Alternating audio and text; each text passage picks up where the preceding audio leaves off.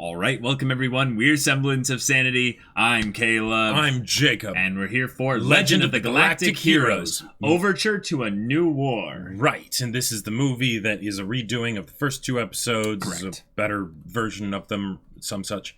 Yeah. Yep. So we'll be watching this one here, and then we'll be starting the show from episode 3 onwards. Mm-hmm. So that's how we begin this legendary anime, Jacob. Indeed, yes. And the first movie that we saw was absolutely amazing. Definitely got me on board with this show. Yeah. But apparently that's the prologue. Right. So that's not even the beginning of the story. Right. So what's the beginning of the story? The beginning of the story is that the war is actually getting reborn into a new war. Right. So there's a new method or means or type of engagement that happens that escalates and or marks a way in which the war could potentially end. Maybe.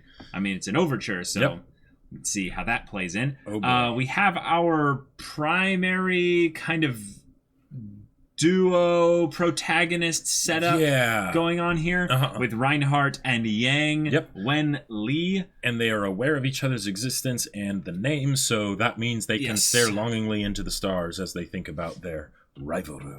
And both of their tactical prowess. Yes, and, indeed. The size and strength of their ships, Potentially, yes. Fleets, as they ram hard and fast into each other. No, Caleb. They will do it deftly with expertise and technique because they are studied. Right, so that they can build up to the point that they ram their ships. They don't just exactly. That's what the ramming straight ahead is what the other people in the militaries do, right? And that's why these people are here. Yeah. Mm-hmm. All to lead up to hopefully at some point that they have a good conversation. Indeed. But before we get into that, we have all kinds of other characters that we're building up here as well. Attaches, people that are friends, frenemies, other members of the military on both the Alliance and Empire sides, politicians on specific sides. In some ways, this is going to be a test of our limits as reactors and such in order to take sufficient notes. That's right. And make sure that we are aptly prepared for this show. What is your sigil? This is mine. Mine is the kind of burnt-looking mini spellbook. Ah, gotcha. Yeah. You're channeling the classic style wizard. Yes. And I'm going in into some weird noble kind of territory here. So hopefully the power of money will basically get me through, and thick pens and all that. Indeed. Yes. But This show. I am so excited. Yes. I am so excited. I can't state that enough. As we said previously, this scratches an itch in a way that rarely scratched ever. We have not experienced in a long time. And certainly never from anime. Definitely not from anime. They're the ones that came close, that, knew of that itch. Yes. But, But, this is an old school, classic anime that we're getting into here. I'm sure if you're having trouble finding out ways to watch it, there are plenty of ways to watch this anime. I've heard it's on Verve. I think all the movies are actually just on YouTube as well. So, check out what it's like in the comments. Have a good time in the comments. Enjoying things there. If you have things you want to pass along to us in the comments, know that we do not read them directly due to spoiler problems, but our mods pass along things that they would find to be very relevant to our experience watching this. And movie 2, Overture to a New War. Without further ado, let's get into it. All right, everyone. Now be sure to go check out the reaction portion of the video in the description below, and then come back here for the discussion.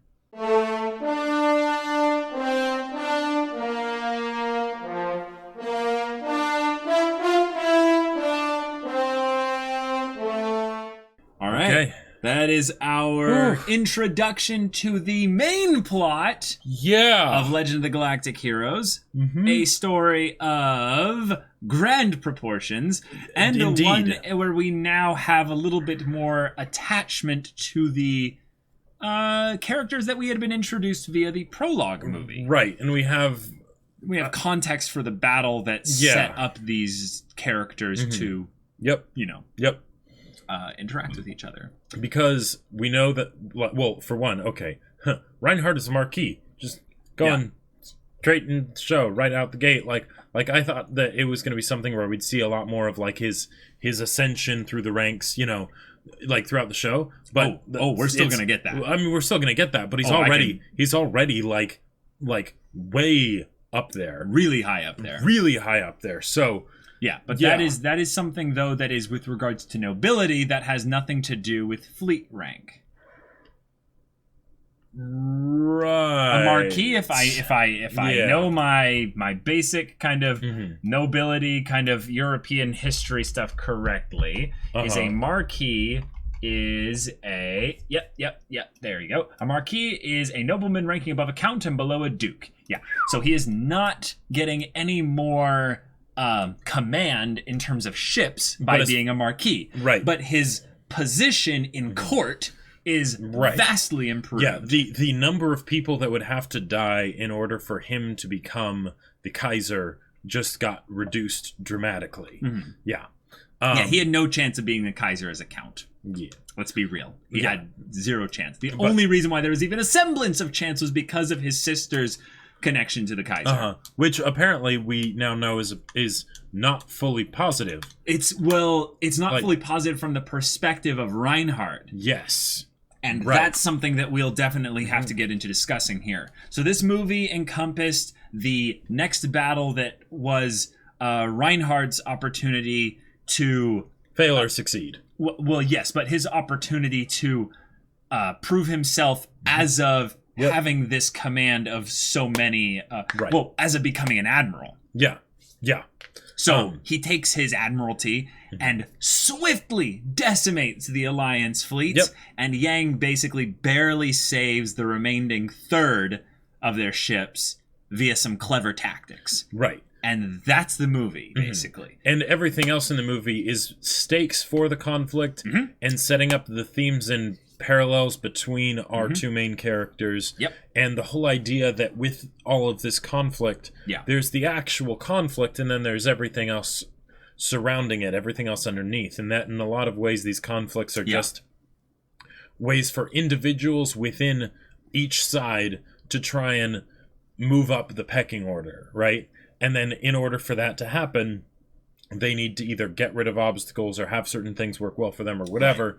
And these battles are pretty much almost solely the result of that. Like the fact that this entire fight was wholly orchestrated by the Empire just to hopefully have Reinhardt die.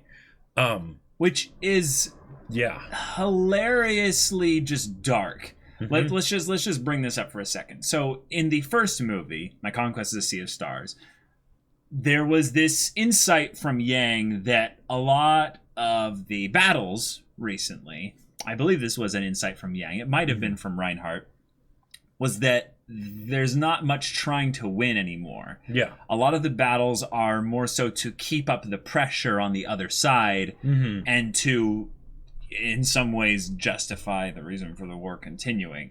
It might be that that's a wrong way to look at it, but it felt like he was saying that this war needs to end, but no one seems to really care about it ending. They just care about fighting it. And that's a difference of mentality by like a slight degree here. And this was an example of the Empire basically sharing that mindset with the way they would think about dispatching 20,000 ships. Yeah.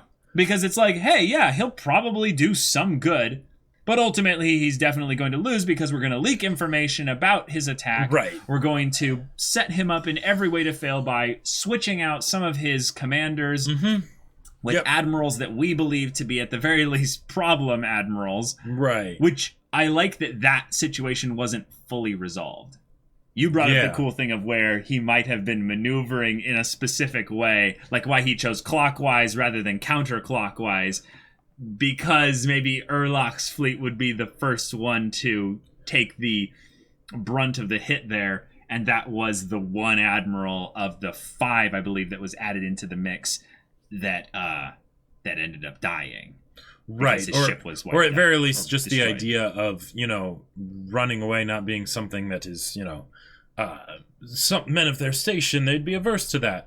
And if they're not able to follow orders, he wouldn't want them in his fleet anyways. Sure. And those that don't end up following the specific order end up dying. So Staden was the one that is the theory guy. The theory guy, and he was the most, I would say, vocal about wanting to understand more on paper what exactly their tactics were. And he was like, I don't need to give you tactics. The strategy is sound.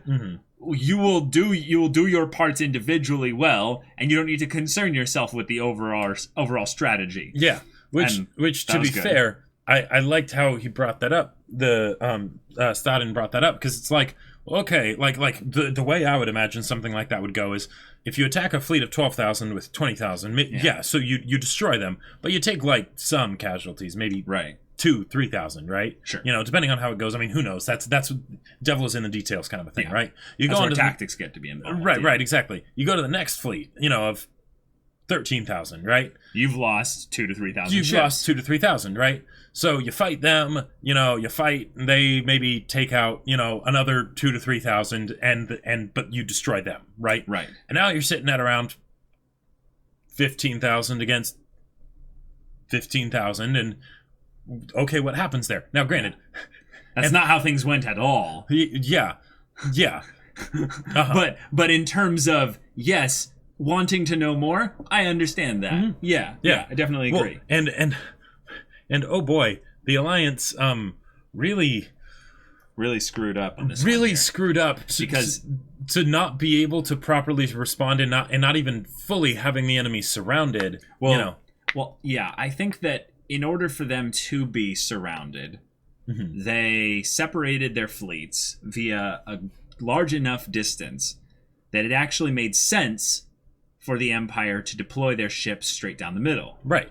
Now, based on their deployment, I assume that what they thought was going to happen was that the Empire's fleet was large enough that it would specifically end up engaging all fleets at around the same time based on the speed of the of the alliance fleets. But because the alliance fleets weren't going at maximum power so that they could set up their formation properly, the Empire is like, all right, cool, everything maximum speed. Right, we'll overtake the formation. We won't hesitate with this. Right, we'll drive right through their middle here. And the other thing that I think was kind of casually dropped was that based on the position of the Empire's fleet being directly in the middle, forming this kind of triad kind of deal here, they were able to sufficiently block communications from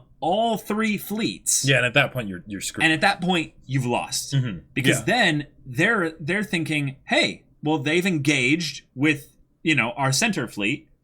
So this is going according to plan. We will hit them on their flanks, and they don't feel like they need to accelerate to maximum attack speed, which probably would have changed the battle if instead of having it be a thing of like, okay, they're engaging at max speed, all fleets now engage at max speed. Yeah, right. Then it probably would have been a shit show. And then maybe the fleet that they're going after just sort of retreats a little bit, so that way, like, the other two come behind him. I don't know. In some ways, I feel like this is where things could have turned into just a chaos fest of a lot of friendly fire. Sure. Even if their plan worked, like let's assume the Alliance had it work out, and Reinhardt also still had his plan sort of work out, it would have just ended up being a cluster of just tons of ships all in this massive middle, and no formations would be working.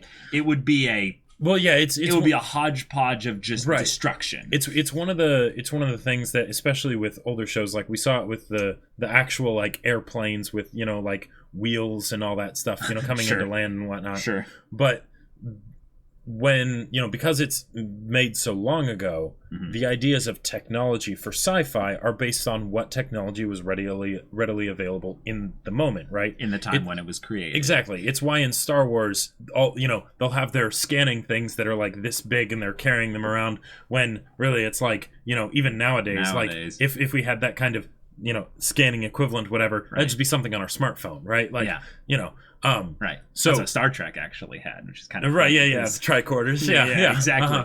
Here we see little things like self-driving cars.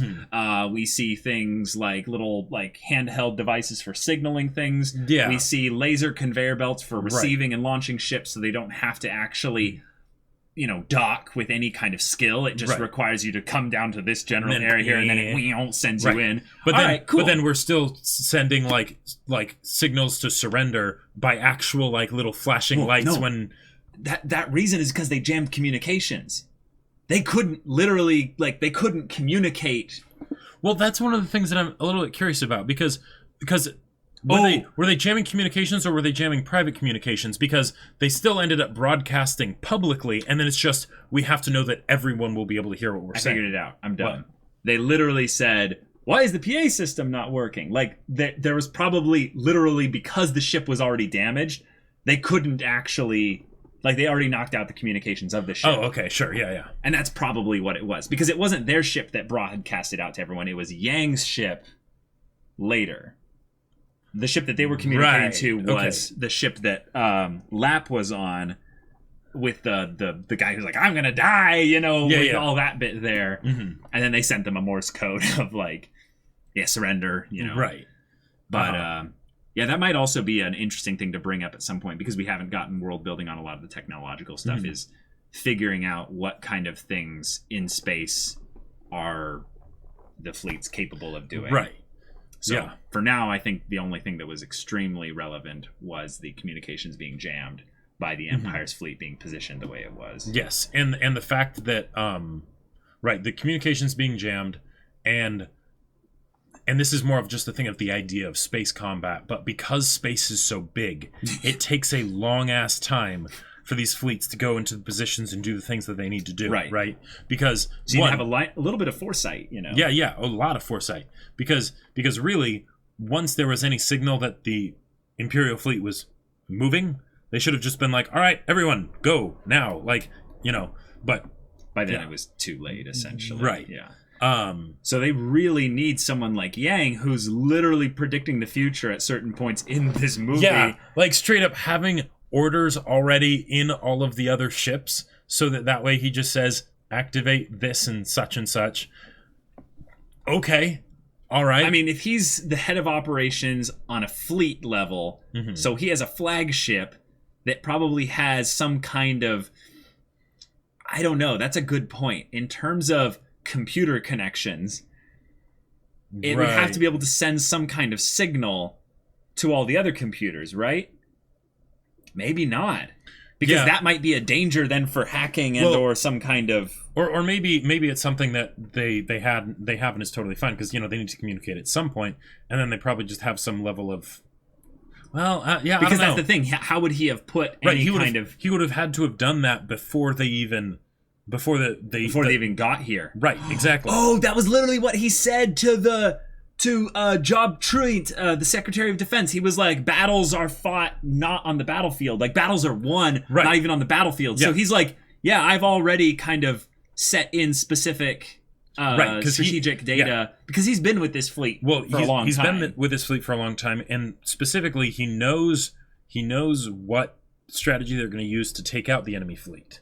It makes sense based on not only what they've said, but it's well, and also this is literally history, and that's what he's a student of, Well, and since he knows who the commander of this fleet is, right, he can get into the psychology of the commander and be like, okay, this is a situation. How could this potentially go wrong? Right? What will be the thing that I will notice when this is happening, and I'll try and tell my commander about it, and he won't listen. Cool. It's going to be this. All right. Given that, there's and again, it doesn't have to be specifically do this. It can be based on the situation, assess the situation. Do we have these fleets? What fleets are still up? What's the position of everybody? And then just account for every option. And then, okay, based on that, do this. So there was also that point where Yang submitted an idea of here's what we could do. And the admiral of that fleet was like, "All right, that's conservative. Too conservative. I don't feel like we should be planning to not lose here. We should be going for a little bit of a win more strategy." I love because he said, why would we be planning to not lose? Literally, something from Sun Tzu's Art of War is if you eliminate all possibilities of defeat, then the most you can have is either a draw or victory. It's math. It's simple. It's make it so you can't lose, and there you go. Right? Yeah. There's an eagerness that we are seeing as a theme with all the superior officers on both sides. An eagerness for victory and an impatience that is constantly contradicted with Yang and having this more patient, composed approach to things. And it's not even really an eagerness for victory. It's an eagerness to take action that I feel like is less analytical. It's more emotional. And it's something that Yang seems to be this kind of character who at multiple points has to deal with these outbursts from people. And because he's in a position of servitude, like he is definitely one who has a modicum of authority and respect, but he is constantly following orders. He is not giving orders. He is not really even pressing his own, feedback specifically for. Right. Like he's not even eager. Yeah. I don't know. Yeah. It's interesting. Oh, but man, I feel like a lot of the stories that have been told in these first two movies that we've seen, are fairly basic. You've got the hardworking person that is underappreciated, that's not in a position of authority, and time and time again they show themselves. The same story for Yang in both movies. Yeah, exactly, right.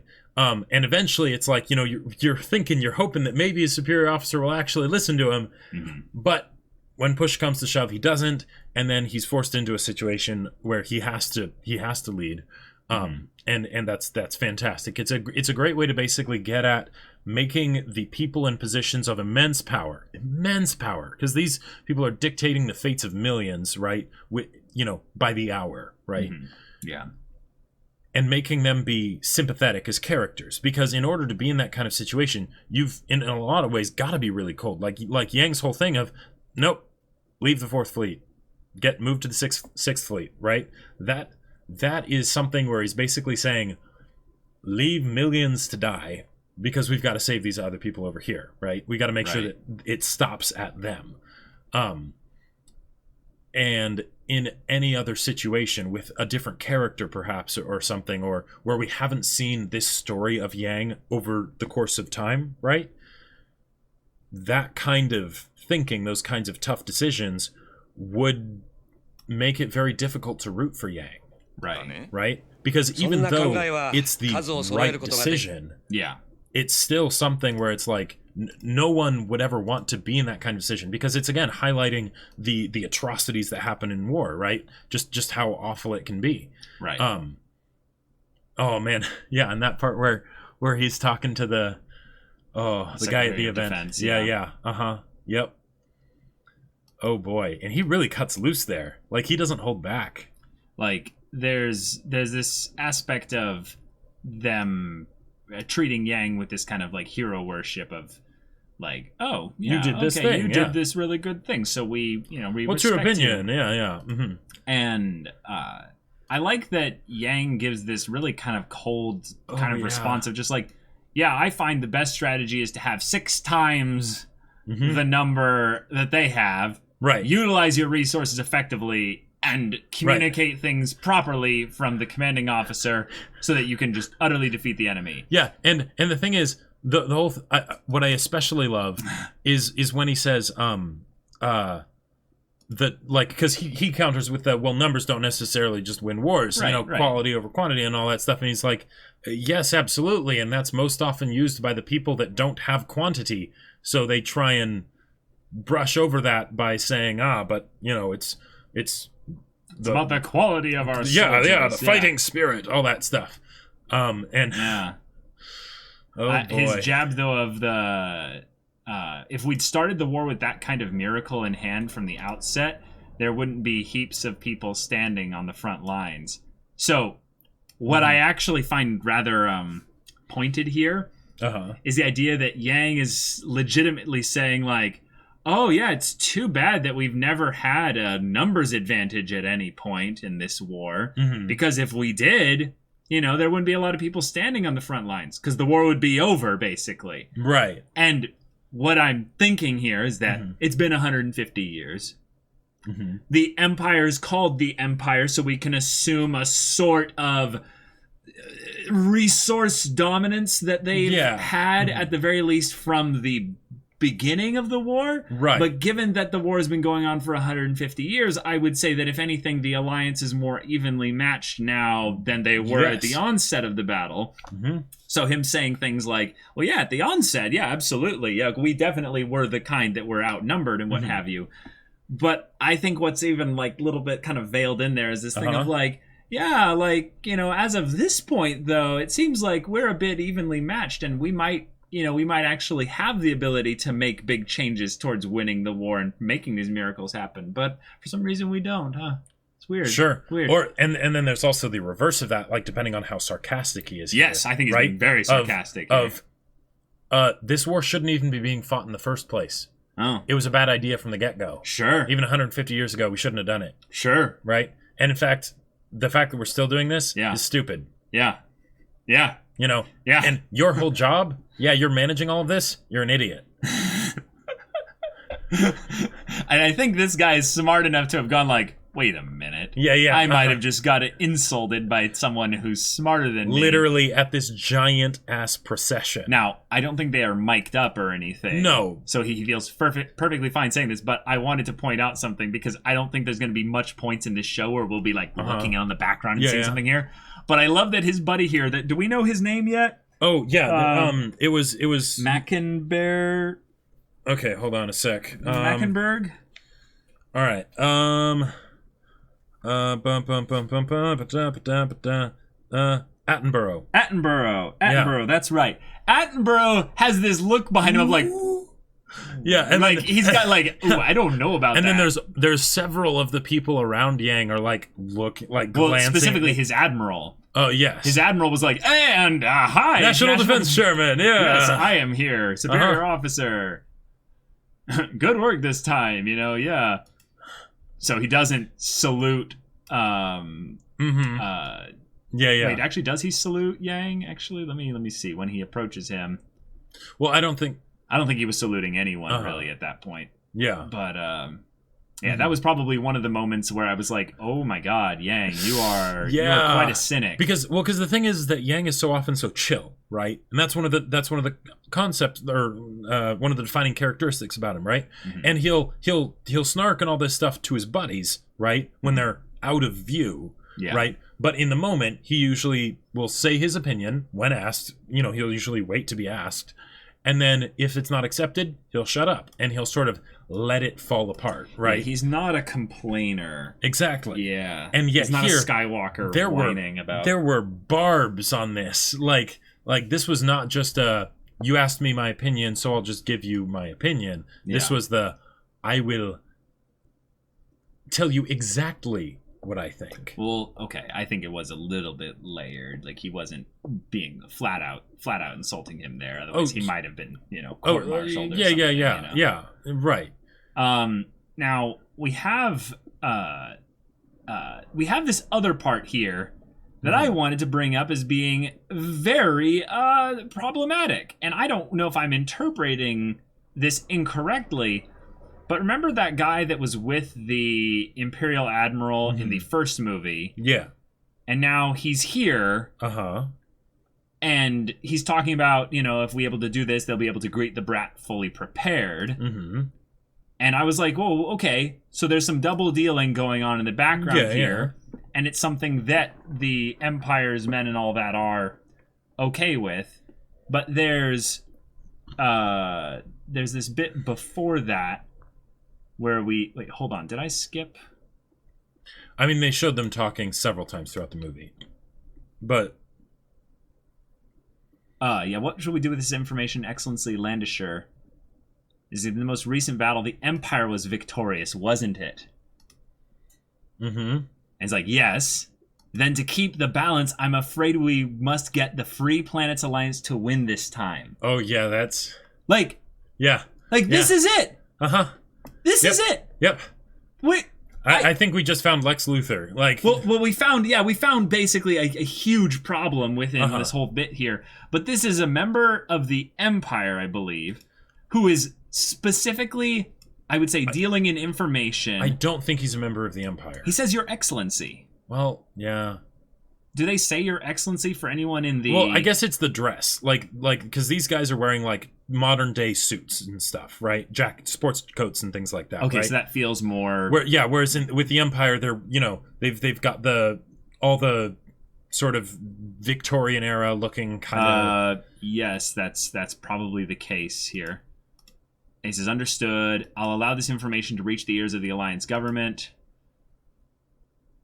Okay, he says, good. So we've got, he's probably in the Empire, but he's not a... Okay, actually, that's a good point. He's a citizen, where's this location probably. Here? But this location feels like it's actually now the Alliance, now that I think about it. Political balance and so forth. With one informative investigation and those who've grown about it. Such a troublesome matter. Sure, and it was already passed to him from some Imperial people, and then he is actually passing it on to the, military. The Alliance, specifically. Yeah. Right, as opposed to just someone who lives in Alliance territory. Right. And he shows up later at the end here. So that got... Yeah, here we go, Here we go. And he's the one that is basically, disconnected from both military scenes. So he's like, hey... These two are big movers and shakers. Get me a profile on both of them. Right. Yeah, he's like, interesting. Tell each of our high commissioners' offices to gather data on them as soon as possible. So he's not a member of the military. Right, definitely not. But he is literally a war profiteering information broker. Yep. Illuminati confirmed all that stuff. It is the reason why the war probably is going on for so long. Among many others. Probably among many others, yes. But right, because at this point, the war has its own life force. It's... Yeah. Welcome to the military-industrial complex. How... Geez, they didn't hold back as far as laying it on thick with the whole Jessica, and everybody. Lap? Yeah. Because... oh man, and yet you feel bad for the guy, but in some ways, hey, he died and he didn't have to, and he was still able to believe that, if I ever return, I'll be happily married to Jessica forever. As opposed to being, just a sort of a second option. Yeah. Okay, so they were going to do something different. This was the part that instigated a lot of the problems within Reinhardt's whole situation. He's having his men switched out. With this, and top of having his limbs cut off and he's being weighed down by chains. No matter what you say, this time we can't do anything. We just believe in Reinhardt, which they end up doing, and Reinhardt does pull a miracle through this. Yeah. And then we switch over to these other guys and saying, but the outcome of the battle is a relative thing. Can't he also be saved by the enemy's self-destruction? It's like, okay, that's true, but... And they're like, well, before we do that, I have a good idea. They're like, let's make this a little bit... Yeah. A little bit more obvious. Fizani Landshire, that's probably the guy. Bald guy. Yeah, exactly. So I wanted to get that name down. Because that's probably important. Oh, yeah. So if he's the one that we are... he's a minor point in... why this war has been constantly a back and forth seesaw, right? And they're like, indeed, Fazan is the middleman. Yep, there we go. Yeah, they're straight up saying it. Yeah. For the sake of trade, they might sell such information to the rebels' fleet, basically just reiterating that it's for money specifically. And also it's something where they can kind of have their hands clean exactly. Because it's not actually coming from them. Yeah. Right. So that was the prince, the one that was with them there. Right. The son of the Kaiser. So guys, this is like, or no, he married the Kaiser's daughter. Oh, right. Thank you. Yeah. Thank you. Yeah. Yes. Gotcha. Do we have his name? I don't have his name. Okay, so we'll just I didn't get his name either, but we'll take a note on that. So then he brings it over to the middleman. They end up maneuvering things so it ends up going towards the Alliance trying to have a little bit of a victory. But because of how well Reinhardt did this, people like Fazani, he's going to have to be a little bit tricky. He's going to have to be clever with how he handles these two and where they're positioned in the overall galactic conflict. Sure, yeah. And I love how they use this battle to characterize a lot of moments with Reinhardt and Kirchheis. Kirchheis is already probably my favorite character in terms of the side characters. Yeah, now. I feel like he's the like he is very much the goodest boy. Yeah, he feels like okay, so there's the whole all right, Code Geass using this as like a template, right? Right. Whether or not that actually happened, who knows, but I would be surprised if it didn't. And there's the dual main character setup and they're fated to go against each other, in Reinhardt and Yang. Jeez. It's all good. A lot of characters. Yeah. And then Lelouch, Suzaku, and Code Geass. What this feels like is this almost feels like the Lelouch and Suzaku that are on the same side. Yes. In that also with the connection they have with the sister of the main character. Yep. Right? You know? Yeah. Like that's just one of those little things. And the idea, and I love the idea that basically while, Reinhardt, right, is progression throughout the ranks, doing all these crazy things, all this stuff, right? Yep. His best buddy Kirchheis is like, yeah, but that's not all there is, right? And it's a great parallel that's being done with him and Yang, because Yang, in a lot of ways, maybe wishes that he had retired long time ago. That way he could have been with Jessica, and now because his buddy's dead, he might actually be able to, but again, he's in the military, so, Yep. And I'm sure there will be plenty of guilt and all kinds of dramatic feelings associated with that. So they set up some really cool stuff within the relationships on both sides that are self-contained. Right. And then basically they took these two main characters here and they keep constantly teasing them, connecting across both sides. Yep. But do you feel like there's something being foreshadowed specifically with Kirchheis and the way he's in some ways motivated more for where's her name? Anne Rose? Yeah. Lady Anne Rose than he is actually by Reinhardt, in that Kirchheis at some point could be used against Reinhardt. Well, because Reinhardt is like, as long as you're by my side, there's no way I can lose. That's a flag. Like, we put a pin in that and we will remember that. There will come a point where that will not be the case. And one of the things it's just going to be tested a lot. It doesn't have to sunder them completely. Right. Yeah. And even if there's damage, that doesn't mean it can be fixed and patched up and all the things like that. One of the things that I'm really curious about, though, is that given how much Reinhardt has been progressing so quickly this early in the story, are they setting him up for a fall from grace? Oh, I think they're setting him up to where he has to deal with the slow stuff more. He has to get into the slog of politics. He has to do court intrigue. And he's like, this is so droll and dull and stupid. Like, the idea of when he was in the Renaissance carriage. I picture that being him with politics. Is he's going to be like, this backwards, asinine, archaic style of things. Why are we involved in this? Why can't we evolve past this? Where's my hoverboard? God damn it, maybe he can, while he's schmoozing up with the other admirals, he can be doing handstands, as a way to just keep himself a bit more entertained. I literally was about to go way too, metaphorical with the whole handstand thing. About turning the world upside down, because that's the only way it makes sense and whatnot. Well, that's a great way that I had not thought of at all. But it was more of just him doing things himself and propping himself up on his own hands, his own work, getting into the gritty dirt of everything. Yeah. Being willing to... He likes the feel of the dirt on his hands. Well, being willing to get his hands dirty to prop himself up to do these incredibly unique and incredible things. And incredibly... And in a literal punny way... It's a way of him staying grounded, right? But it's like, it's like, guys, he's literally just doing freaking handstands to show that he's a weirdo kid. No, guys. No, but things like that, I feel like are little things that help explain the motivations behind, say, the fact that he remembers all the names of the people that work with him. right? Because it's those kinds of things where it's while he wants these big things, it's for a very small reason. He's still a little kid, and I think that is where it's not going to be a fall from grace. It's that he is literally not suited for politics. He will get his hands dirty. Sure. He will become good at politics, and maybe that's the thing to be worried about potentially. Yeah. Well, I think the obvious thing for him, his end game, is becoming the Kaiser and helping end the war with Yang. Like that's the thing that just makes sense to me. Oh, definitely. But him becoming the Kaiser feels like a more long, dirty, grimy road where he'll have to do a few weird handstands and maneuvers in order to make that work. Oh, yeah.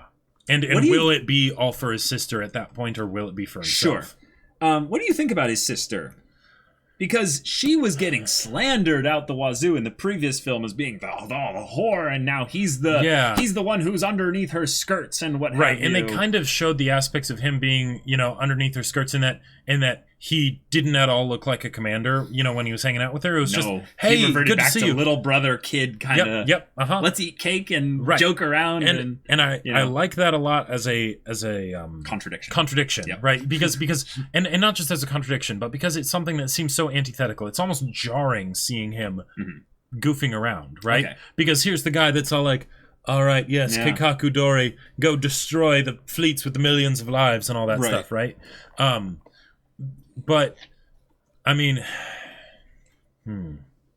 Yeah. Okay, so I got this vibe from her where she has a lot of affection for her brother, but Kirchheis and her are going to be the most, like, back and forth will they, won't they kind of thing. And I think part of the issue with that is that if you think about this from the standpoint that this show is going to get into political intrigue. Yeah. You think about second, third degree connections you have to the person you're wanting to attack. And in terms of Reinhardt, you have Reinhardt propping up more and more in a position of power. He is connected to the Kaiser via 3 degrees or 2 degrees of separation, his sister, then the Kaiser. The sister, though, is literally in the middle of very important big characters, not just in the meta standpoint of us as the viewers. Like, we care a lot about Kirchheis, even though he's not nearly as important as Reinhardt or the Kaiser is in the landscape of the war. But if you wanted to drop basically an element of just terror into their lives, you would go after her specifically, and Kirchheis being the one who feels like the puppy dog who would guard everything about this Enrose, sister of Reinhardt, to his dying breath. I feel like that little bit is being foreshadowed there, where if they had to choose someone to take the hit as a character, it would be Kirchheis for the sake of the sister, and the sister for the sake of Reinhardt. And then it ends up being this cycle of destruction. Well, it feels like one of those things of the wise man fears the calm man's wrath, right? And that is this for Reinhardt or Kirchheis? Kirchheis, because Reinhardt. Sure, I know what his wrath looks like. It's ruthless. We've seen it. But we haven't even really seen it. But I get the feeling I know what it would look like. It would just be a more extreme version of how he already functions, right? Sure. Okay. With Kirchheis, it would be something fundamentally different. Okay. And I have no idea what that would be. Because he's not as characterized at this point. Well, he's not as characterized, or rather, he's characterized to specifically not be the person that would get angry. Right? From what we've seen. Yeah. Like, he is level-headed. Even when he's breaking up the fight and everything, he perfectly shoots the chandelier, to bust things up and resolves things peacefully. Right. He definitely gets distracted at points, but that is probably it. You're right. He definitely hasn't shown where that connection would lie. And there's a very decent possibility that was also, now that I think about it, that could maybe put in new context on that scene.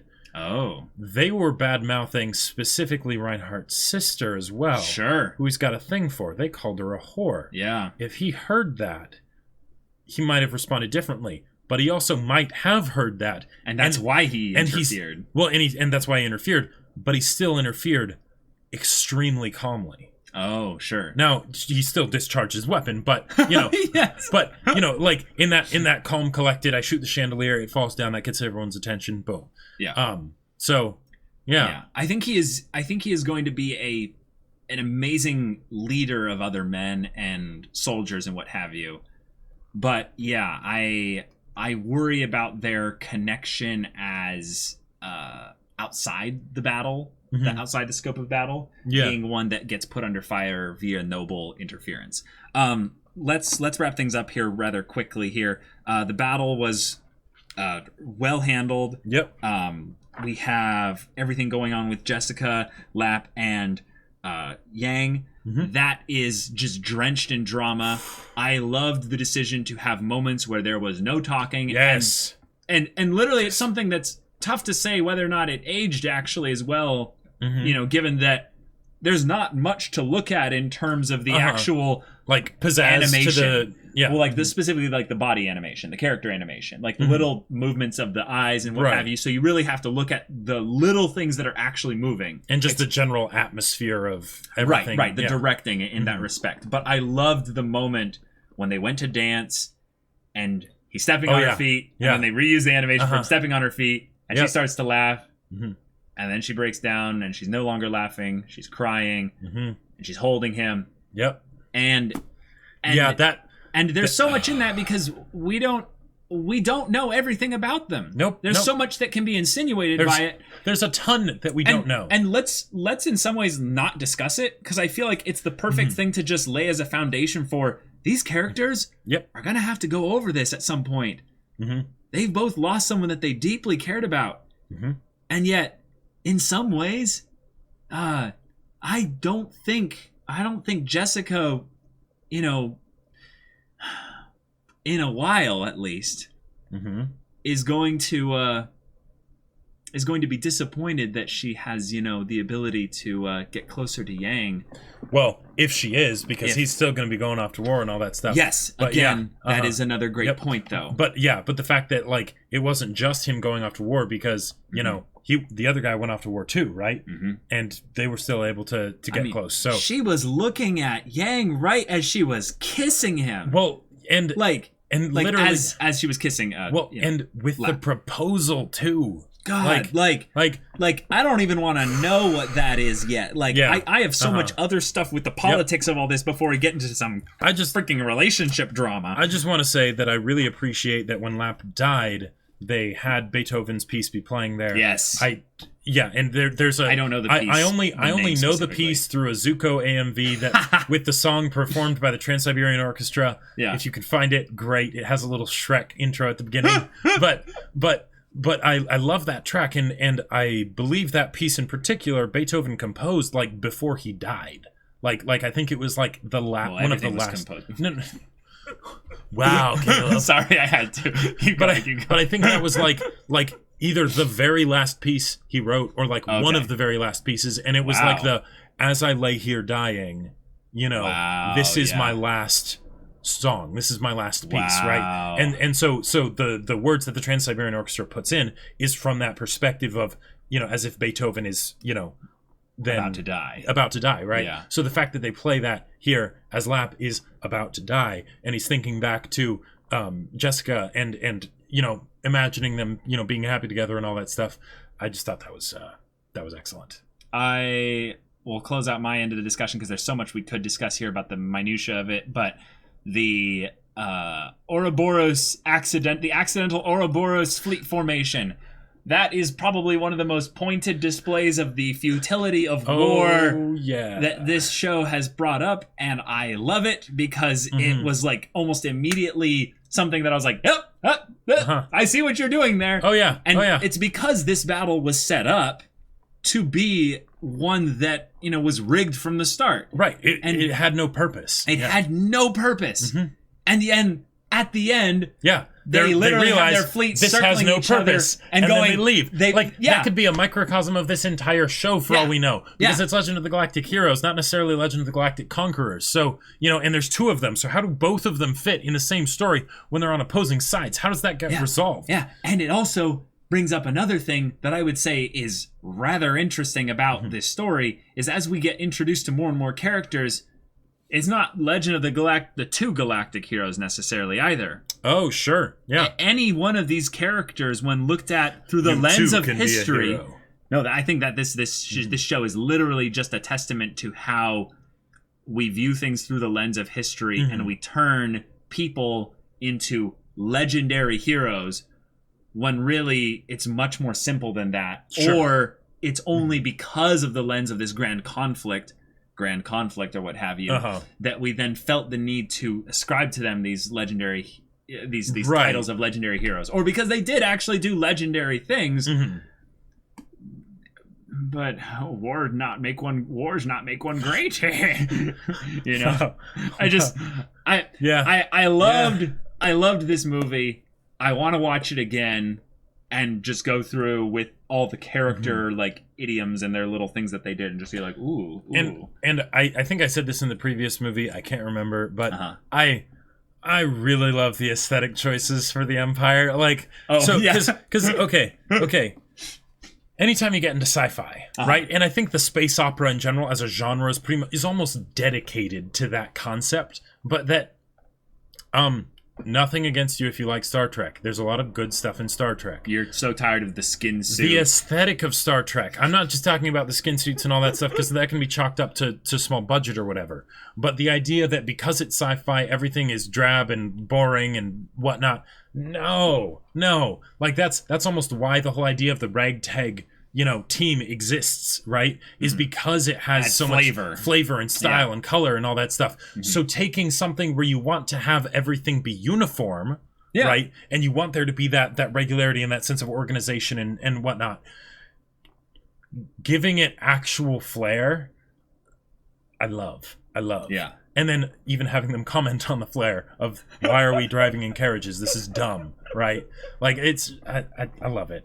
Yeah. It shows where, I would say, the source of the conflict probably was originally. The Empire was holding on to specific traditions that probably led towards corruption, death, all kinds of problems of stagnation and destabilization of society. Then you have the Democratic Republic that comes in and we're like, we're going to fight our revolution to change the way things work on a fundamental level so that things are better for whoever.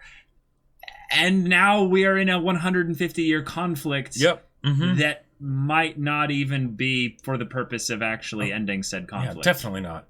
Yeah. I think I have a way to sum it up. Yeah. In the same way that Star Wars had the lightsaber, right? And the lightsaber, it's a space sword. It's a really cool space sword, but it's a space sword. And if you think about that, it's like, that's so impractical, all these other things, blah, blah, blah, blah, blah.